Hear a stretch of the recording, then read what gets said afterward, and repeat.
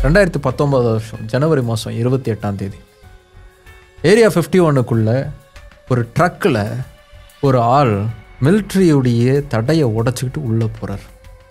எப்படியாவது அந்த ஏரியா 51க்குள்ளே நுழைஞ்சு பார்த்துடணும் அப்படிங்கிறது தான் அவருடைய எண்ணமாக இருக்குது. வண்டி எடுத்துக்கிட்டு வேகமாக உள்ளே போனவரை ஆர்மி பின்னாடி ஃபாலோ பண்ணுறாங்க.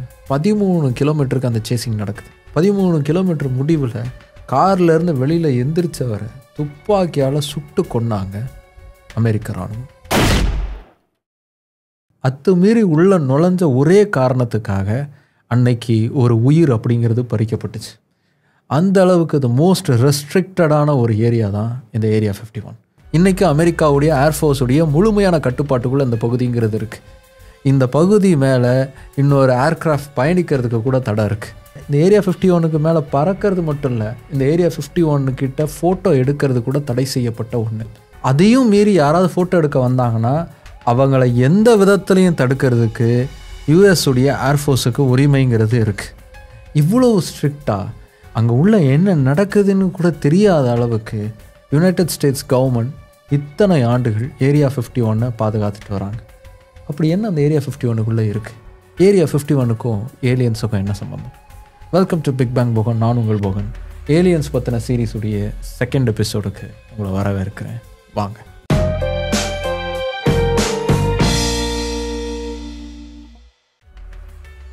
ஏலியன்ஸ், வேற்று கிரகவாசிகள், இவங்க மேலே நமக்கு எப்போவுமே ஒரு ஈர்ப்புங்கிறது இருந்துக்கிட்டே தான் இருக்குது. வேற்று கிரகவாசிகள் பூமிக்குள்ளே வந்திருக்காங்க, அடிக்கடி வந்துட்டு போயிட்டு தான் இருக்காங்க. அவங்கள நாம் தான் இன்னும் சரியாக புரிஞ்சுக்காமல் இருக்கோம். ஆனால் பூமி அவங்க முழுக்க அலசி ஆராய்ஞ்சு எல்லாத்தையும் தெரிஞ்சு வச்சுக்கிட்டாங்க அப்படின்னு வேற்று கிரகவாசிகள் மேலே ஒரு மித்துங்கிறது இருந்துக்கிட்டே இருக்குது. இந்த வேற்று கிரகவாசிகள் வந்துட்டு போயிட்டு தான் இருக்காங்க. எங்கே திரும்ப வந்துட்டு போயிட்டுருக்காங்க? ஏரியா 51க்குள்ளே தான் வந்துட்டு போயிட்டுருக்காங்க அப்படின்னு சொல்லுவாங்க.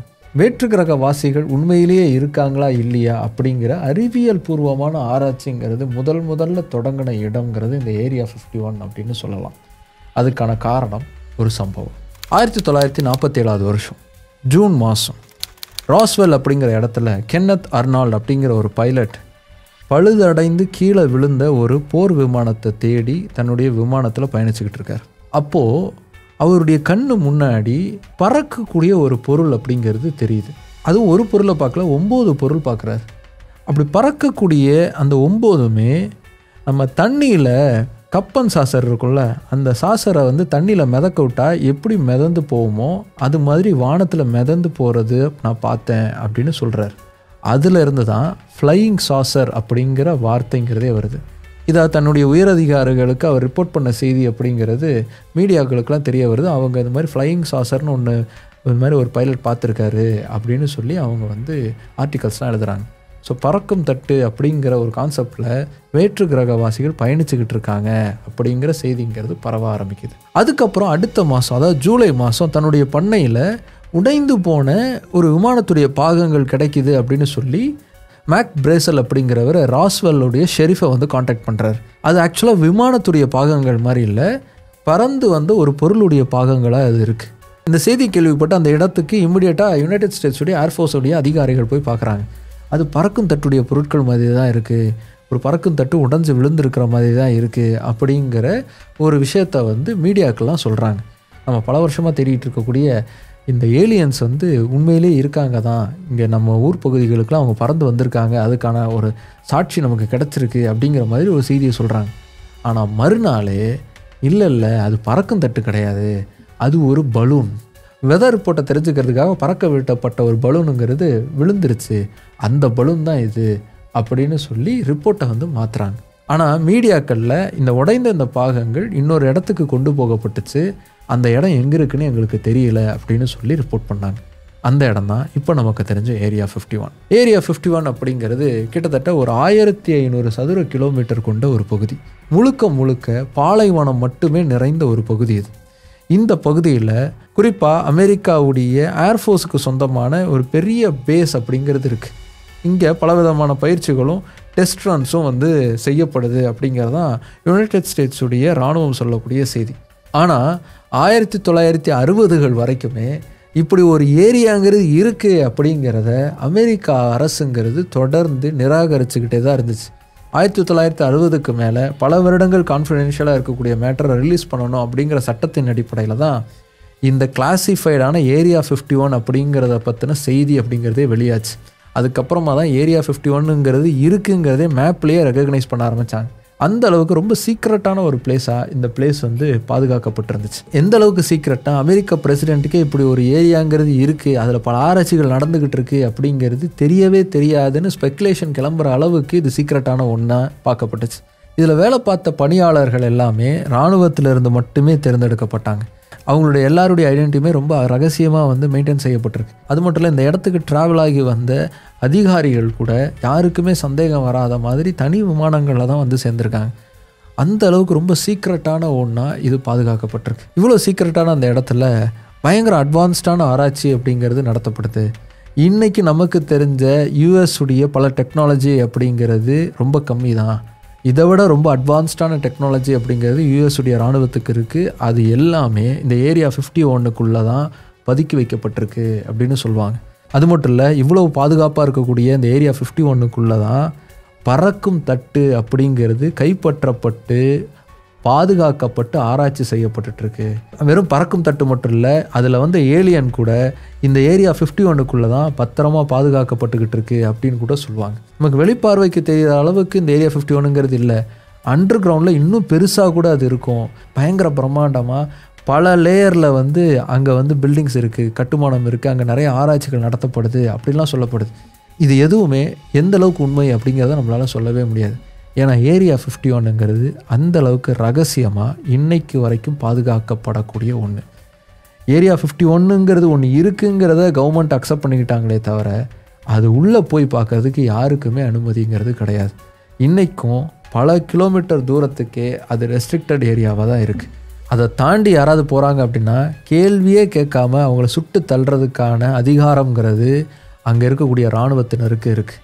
இப்படி ஏலியன்ஸ்களுடைய ஸ்பேஸ் கிராஃப்ட்டுங்கிறது அங்கே இருக்குது, அதை வச்சு ஆராய்ச்சி பண்ணிகிட்டு இருக்காங்க அப்படிங்கிறது வெறும் ஸ்பெக்குலேஷனாக மட்டும் இல்லை. 1989 பாப் லாசர் அப்படிங்கிறவர் ஹெட்லைன்ஸ் நியூஸாக மாறுறாரு. அவர் என்ன சொல்கிறாருன்னா, நான் ஏரியா 51 செக்டர் 4 அப்படிங்கிற ஒரு இடத்துல நான் வேலை பார்த்தேன். அந்த செக்டர் 4 ஏலியன்ஸ் ஸ்பேஸ் கிராஃப்டை வச்சு ஆராய்ச்சி பண்ணுறோம். ரிவர்ஸ் இன்ஜினியரிங் மூலமாக அந்த ஏலியன்ஸ்டுடைய டெக்னாலஜியை படிக்கிறதுக்கான வேலையை நான் செஞ்சேன். அதுக்கப்புறமா நான் அதிலேருந்து வெளியில் வந்துட்டேன். இப்போ நான் அதை பற்றி நான் பேசுகிறேன் அப்படின்னு சொல்லி அவர் சொல்கிறார். உண்மையிலேயே செக்டர் 4ன்னு ஏரியா 51 கிடையாது, அவர் சும்மா போய் சொல்லிக்கிட்டு இருக்காரு அப்படின்னு அதுக்கு பதிலுங்கிறது வந்துச்சு. இதை தாங்க உங்களை நம்ப வைக்கிறாங்க. ஏரியா 51ங்கிறதே முதல்ல இல்லைன்னாங்க, இப்போ அதுக்குள்ளே செக்டர் 4ங்கிறதே இல்லைன்றாங்க. பார்த்தீங்களா, இதுதாங்க மேட்ரு அப்படின்னு சொல்லி அதுக்கு வந்து பாப் வந்து பதில் சொல்லிக்கிட்டு இருந்தார். இப்படி 1989 மட்டும் இல்லை, 2004 டான் புர்சிக் அப்படிங்கிற இன்னொருத்தர் வந்தார். நானும் இதே மாதிரி ரிவர்ஸ் இன்ஜினியரிங் மூலமாக ஏலியன்ஸ் டெக்னாலஜியை படிக்கிறதுக்கான வேலையை வந்து நாங்கள் பார்த்தேன். அங்கே ஒரு ஏலியன் எனக்கு ஃப்ரெண்டாக இருந்தார், அவர் பேர் ஜே ராட், நான் அவர் அப்படி தான் கூப்பிடுவேன் அப்படின்னு வேறு அவர் சொன்னார். இதுவும் போய் தான், அவர் இங்கே வேலை பார்க்கவே இல்லை, அவர் யாருன்னு எங்களுக்கு தெரியாது அப்படின்னு இராணுவ தரப்புல இருந்து பதிலுங்கிறது வந்துச்சு. இப்படி ஏலியன்ஸ் டெக்னாலஜியை பற்றின ஆராய்ச்சிங்கிறது உண்மையிலே அங்கே நடக்குது, ஏலியன்ஸுங்கிறவங்க கண்டிப்பாக அங்கே இருக்காங்க அப்படிங்கிறது இந்த மாதிரி விசில் ப்ளோயர்ஸ் மாதிரி நிறைய பேர் வெளியில் வந்து பேச ஆரம்பிக்கவும் அது இன்னும் ஸ்ட்ராங்காக மாற ஆரம்பிச்சிது. நிறைய பேர் அது உண்மை வெளியில் வரணும், ஏன் நீங்கள் வந்து தொடர்ந்து அதை வந்து மறுக்கிறீங்க, ஏன் அதை வந்து ரொம்ப ரகசியமாக பாதுகாக்கிறீங்க அப்படின்னு சொல்லி நிறைய கேள்விகள் உருவாக ஆரம்பிச்சது. 2019 ஷூட் அவுட் நடந்தது இல்லையா, அதே சமயத்தில் இன்னொரு சம்பவங்கிறது நடந்துச்சு. ஏரியா 51 இவ்வளோ ரகசியமாக கவர்மெண்ட் வந்து பாதுகாக்கிறதுக்கு பின்னாடி ஏதோ ஒன்று இருக்குது, உண்மையிலே அங்கே ஏலியன்ஸ் இருக்காங்க, அதனால தான் இவங்க வந்து தொடர்ந்து நம்மக்கிட்ட இருந்து அதை மறைக்கிறாங்க, நம்ம எல்லாரையும் இந்த கவர்மெண்ட்டால் தடுக்க முடியாது, நம்ம எல்லோரும் ஒன்றா சேர்ந்தால் இதை மாற்றிட முடியும் அப்படின்னு ஒருத்தர் யோசிக்கிறார். அவர் பேர் மேட்டி ராபர்ட்ஸ். அவர் என்ன பண்ணுறாருன்னா, ஃபேஸ்புக்கில் ஒரு பேஜ் ஆரம்பிக்கிறார். They can't stop all of us அப்படின்னு அந்த பேஜுக்கு பேர் வைக்கிறார். நருட்டோ மாதிரி நம்ம ஓடணும் அப்படின்னா அவங்களுடைய துப்பாக்கி தோட்டாக்களால் நம்மளை தொடக்கூட முடியாது, அதனால் நருட்டோ மாதிரி ஓடி இந்த ஏரியா 51க்குள்ளே புகுந்து அதில் என்ன தான் இருக்குதுன்னு நம்ம பார்த்துருவோம் அப்படின்னு சொல்லி போஸ்ட் போடுறாரு. அவர் எதிர்பார்க்காம ஏகப்பட்ட பேர் அந்த பேஜில் வந்து ஜாயின் பண்ண ஆரம்பிக்கிறாங்க. 3 மில்லியனுக்கு மேலே அவருக்கு ஃபாலோவர்ஸ் வந்து ஒரு நாள் டேட் ஃபிக்ஸ் பண்ணி அந்த நாளில் நம்ம எல்லாரும் போய் ஏரியா 51 முற்றுகையிடுறோம் அப்படின்னு முடிவு பண்ணிட்டாங்க. மிரண்டு டாப்பில் மேட்டி ராபர்ட்ஸ், இதை நான் காமெடியாக ஆரம்பித்தேன்டா, எதுக்குடா இவ்வளோ சீரியஸாக ஆகிறீங்க அப்படின்னு பதட்டம் ஆயிட்டார். எல்லா நியூஸ் சேனல்லையும் எல்லா பத்திரிகையிலையும் பேட்டி கொடுக்குறாரு, யாரும் வந்துடாதீங்க, இதுக்கு எனக்கு சம்மந்தம் கிடையாது, நான் சும்மா ஜாலிக்கு தான் போட்டேன் அப்படின்னு பேசுகிறாரு. ஃபேஸ்புக்கில் கதறாரு, ஆனால் யாரும் கண்டுக்கிற மாதிரி இல்லை. கண்டிப்பாக நாங்கள் வருவோம் அப்படின்னு போஸ்ட் போட ஆரம்பிச்சிட்டாங்க. இது நம்ம ஊரில் ஜல்லிக்கட்டுக்கு ஒரு பூம் வந்ததில்ல, அந்த மாதிரி ஏரியா 51 உடச்சி பார்க்குறோம் அப்படின்னு ஒரு பெரிய பூமாக வந்து அமெரிக்காவில் கிளம்பிச்சு. அப்போ என்ன திரும்ப நடந்துச்சு, அமெரிக்காவுடைய ஏர்ஃபோர்ஸுடைய செக்ரட்டரி வந்து ப்ரெஸ்ஸை கூப்பிட்றாரு. இந்த மாதிரி மக்கள் கூடி வர போகிறாங்கன்னு எங்களுக்கு தெரியும், ஆனால் தடை செய்யப்பட்ட பகுதி அது, அத்துமாரி உள்ளே நுழைஞ்சா என்ன ஆனாலும் நாங்கள் தடுத்துருவோம், பார்த்துக்கங்க, அப்புறம் உங்கள் இஷ்டம் அப்படின்னு சொல்லிட்டாங்க. அதாவது யார் வந்தாலும் எவ்வளோ பேர் வந்தாலும் போட்டு தள்ளிடுவோம், அப்புறம் உங்கள் இஷ்டம் அப்படிங்கிறது தான் அதோட அர்த்தம். பாதி பேர் பம்மிட்டாங்க. ஆனாலும் ஒரு சில பேர் நாங்கள் கண்டிப்பாக போவோம் அப்படின்னு சொல்லிக்கிட்டு தான் இருந்தாங்க. இந்த ஏரியா 51க்கு பக்கத்தில் இருந்த ஊர்க்காரங்களாம் இருந்தாங்கள்ல, இது செம மேட்டர்ரா, இதை மிஸ் பண்ணிடக்கூடாது அப்படின்னு சொல்லி அவங்க சாதாரண வீட்டில் கூட எங்கள் வீட்டுக்கு நீங்கள் வந்து தங்குங்க, அதுக்கு ஒரு காசை கொடுத்துருங்க அப்படின்னு சொல்லி கல்லா கட்டுறதுக்கான ஒரு வேலையை தொடங்கினாங்க. ஏன்னா நான் ஏற்கனவே சொன்னால ஏரியா 51ங்கிறது வெறும் பாலைவனம் தான், பார்க்குற தூரம் வரைக்குமே வெறும் மணலாக தான் கிடக்கும், திங்கிறதுக்கு எதுவுமே இருக்காது. ஸோ பக்கத்து ஊரில் தான் தங்கணும், சாப்பிடணும், எல்லாமே பண்ணணும். அதனால் அவங்களாம் என்ன பண்ணாங்கன்னா அவங்க வீட்டு காரை கூட ஹோட்டல் ரூமாக மாற்றி இங்கே வந்து தங்கிக்கங்க, தங்கிட்டு நீங்கள் உங்கள் போராட்டத்துக்கு போங்க அப்படின்னு சொல்லி விளம்பரப்படுத்தினாங்க. அவங்க நினச்ச மாதிரி அது நல்ல பிஸ்னஸாக அவங்களுக்கு நடந்துச்சு. சுமார் ஒரு 1500 பேர் சொன்ன தேதிக்கு அங்கே வந்து சேர்ந்துட்டாங்க. நேராக ஏரியா 51க்கு வந்து முற்றுகையிடுறதுக்காக போகிறாங்க. போய் என்ன தெரியுமா பண்ணாங்க, இதுக்கு மேலே வரக்கூடாது, இது தடை செய்யப்பட்ட பகுதி அப்படின்னு ஒரு போர்டு இருக்கும்ல, அந்த போர்டு முன்னாடி நின்று செல்ஃபி வீடியோலாம் எடுத்தாங்க. பார்த்தீங்களா நாங்கள் வந்துட்டோம் அப்படின்னு செல்ஃபி வீடியோ எடுத்தாங்க. ஒரு 2-3 பேர் மேலே கேஸுங்கிறது விழுந்துச்சு. எதுக்கு திரும்ப விழுந்துச்சு, இப்படி தடை செய்யப்பட்ட பகுதிக்கு வந்துட்டாங்கங்கிறதுக்காக இல்லை, குடிச்சிட்டு வாந்தி எடுத்தாங்க, ஒன்றுக்கு போயிட்டாங்க அப்படிங்கிறதுக்காக அந்த கேஸுங்கிறது பதிவு செய்யப்பட்டுச்சு. அதுக்கப்புறமா அந்த இடங்கிறது ஒரு செல்ஃபி பாயிண்ட்டாக மாறிடுச்சு. ஏரியா 51க்கு நானும் போனேன்டா அப்படின்னு காட்டிக்கிறதுக்காக இப்போது நிறைய பேர் அந்த இடத்துக்கு போய் அதே இடத்துல செல்ஃபி வீடியோவை எடுத்துகிட்டு வராங்க. ஆனால் இப்படி ஒரு பேஜ் ஆரம்பித்தார்ல, அவர் இன்றைக்கி வரைக்கும் அந்த இடத்துக்கு போகவே இல்லை. இதை நீ தாண்டா ஆரம்பித்து வச்சேன்னு போனால் எங்கே சுற்றுவாங்களோ அப்படிங்கிற பயத்தில் இப்போ வரைக்கும் வீட்டுக்குள்ளேயே பம்பிக்கிட்டு இருக்காரு மிஸ்டர் ராபர்ட்ஸ். சரி, இந்த ஏரியா 51 மேலே ஏன் இப்படி ஒரு கிரேஸுங்கிறது உருவாச்சு, ஏன் இப்படி ஒரு ஏலியன்ஸ் அங்கே இருப்பாங்க அப்படிங்கிற தியரிங்கிறது உருவாச்சு, அதுக்கான காரணம் என்ன, அதுக்கான வரலாறுங்கிறது நமக்கு கோல்டு வார் காலகட்டத்துக்கு போகுது. கோல்டு வார் டைமில் அமெரிக்காவும் யூஎஸ்எஸ்ஆரும் பயங்கரமாக சண்டை போட்டாங்க. அட்வான்ஸ் டெக்னாலஜி யார் உருவாக்குறது அப்படிங்கிறதான் அவங்களுக்குள்ளே இருந்த பெரும் போட்டியாக இருந்தது. ஏன்னா டெக்னாலஜியாக யார் அட்வான்ஸாக இருக்காங்களோ அவங்க தான் வல்லரசாக வந்து தொடர்ந்து நீடிக்க முடியும் அப்படிங்கிறதுனால போட்டி போட்டு வந்து அட்வான்ஸ் டெக்னாலஜி உருவாக்குறதுக்கான முயற்சியில் இருந்தாங்க. அப்போது ஒரு பெரிய சிக்கலாக இருந்தது என்னென்னா, உளவு பார்க்குறது பெரிய சிக்கலாக இருந்துச்சு. யூஎஸ்எஸ்ஆரை உளவு பார்க்கணும், அதுக்கு ஒரு விமானம் அனுப்பப்படணும். ஆனால் அந்த விமானங்கிறது யூஎஸ்எஸ்ஆருடைய ரேடாருக்கு மாட்டவே கூடாது. அப்படி ஒரு விமானத்தை உருவாக்க வேண்டிய வேலைங்கிறது இருந்துச்சு. அதை தாண்டி யூஎஸ்எஸ்ஆருடைய விமானங்களையும் கேப்சர் பண்ணியிருந்தாங்க அமெரிக்கா. அந்த விமானங்களையும் பிரித்து போட்டு மேய்ஞ்சி பார்த்து அதை பற்றி புரிஞ்சுக்கிறதுக்கு அவங்களுக்கு ஒரு இடங்கிறது தேவைப்பட்டுச்சு. அது சீக்ரெட்டான ஒரு ஃபெசிலிட்டியாக இருக்கணும் அப்படின்னு முடிவு பண்ணாங்க. அப்படி உருவாக்கப்பட்டது தான் இந்த ஏரியா 51. இந்த ஏரியா 51 அப்படிங்கிறது க்ரூம் லேக் அப்படிங்கிற ஒரு ஏரியை சுற்றி இருக்கக்கூடிய ஒரு பகுதி. இந்த இடம்ங்கிறது முழுக்க பாலைவனமாக இருக்குது அப்படிங்கிறதுனால மிலிட்ரி பேஸ்டான பல ஆராய்ச்சிக்கு இந்த இடம் தகுந்ததாக இருக்கும் அப்படின்னு இதை தேர்ந்தெடுக்கிறாங்க. இந்த இடத்துல முதல்ல U2 அப்படிங்கிற ஒரு ஸ்பை விமானத்தை உருவாக்குறதுக்கான வேலைக்காக தொடங்கினாங்க.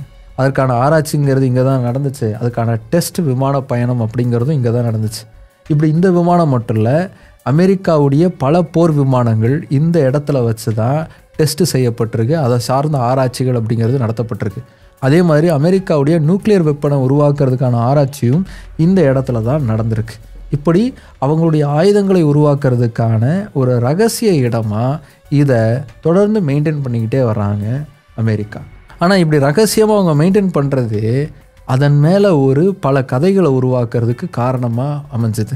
நிறைய விமானங்களை இவங்க டெஸ்ட் ரன் பண்ணாங்க இல்லையா, அந்த விமானங்களெல்லாம் இந்த பகுதி வழியாக போகக்கூடிய மக்கள் பார்க்கும்போது இது UFO தான், அதாவது பறக்கும் தட்டு தான், வேற்று கிரகவாசிகள் இந்த பகுதி தான் வந்துட்டு போயிட்டுருக்காங்க அப்படின்னு பேசுகிறதுக்கு காரணமாக அமைஞ்சுது.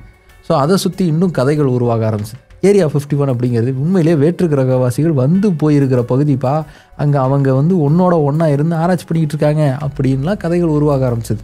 இது அமெரிக்க இராணுவத்துக்கு ரொம்ப வசதியாகவே போயிடுச்சு. ஏன்னா ஏலியன்ஸுங்கிற போர்வையில் வந்து செய்திகளை உருவாக்கி விட்டுட்டு அதுக்கு கீழே அண்டர் கவரில் போர் விமானங்கள் பற்றின ஆராய்ச்சியை ஈஸியாக அவங்களால செய்ய முடிஞ்சது. இது மாதிரியான பல சம்பவங்கள்லாம் நடந்திருக்கு. உண்மையிலேயே அமெரிக்க இராணுவத்தினரை இந்த மாதிரியான செய்திகள்லாம் கிளப்பி விட்ருக்காங்க. 2000களில் ஒரு இராணுவ அதிகாரியே பக்கத்து ஊர்களில் இருந்த பார்களுக்கெல்லாம் போய் UFOஸை பற்றி, வேற்று கிரக வாசிகளை பற்றிலாம் வந்து ரொம்ப வந்து டீட்டெயிலான தகவல்லாம் கொடுத்துருக்காரு. அதெல்லாம் வந்து உண்மைன்னு நம்பி அவங்க அதிகமாக பேசியிருக்காங்க. அது நியூஸில் வந்து அதிகமாக வந்திருக்கு. ஸோ எல்லோரும் அதில் கான்சென்ட்ரேட் பண்ணிக்கிட்டு இருந்த சமயத்தில் இங்கே ஒரு டெஸ்ட் ரன்னுங்கிறத நடத்தி முடிச்சிட்டாங்க. இப்படி ஏலியன்ஸுங்கிற முகமூடியை வச்சுக்கிட்டு பல அட்வான்ஸ் டெக்னாலஜிக்கான ஆராய்ச்சிங்கிறத அமெரிக்க ராணுவம் தொடர்ந்து செஞ்சுக்கிட்டு தான் இருந்திருக்காங்க இந்த இடத்துல. Why is Area 51 so secretive then? I don't think it is actually all that secretive. I don't think there's anything sort of super interesting in Area 51. இந்த ஐடியாஸ், இந்த தியரிஸ், இந்த மித்ஸ் எல்லாம் எப்போ ரொம்ப ஸ்ட்ராங்காக மாறுதுன்னா ஹாலிவுட் சினிமாக்களில் இதை பற்றின குறிப்புகள் வர ஆரம்பித்தப்போ தான். குறிப்பாக இண்டிபெண்டன்ஸ் டே அப்படிங்கிறது வேற்று கிரகவாசிகள் வந்து பூமியை தாக்க வந்துடுவாங்க. அப்போ அமெரிக்க பிரசிடென்ட்டு வந்து ஃப்ளைட்டை ஓட்டி காப்பாற்றுவாருங்கிற மாதிரியான ஒரு கதை. இந்த கதையில் ஏரியா 51 அப்படிங்கிற ஒரு இடத்துக்கு அமெரிக்க பிரசிடென்ட் வந்து வருவார்.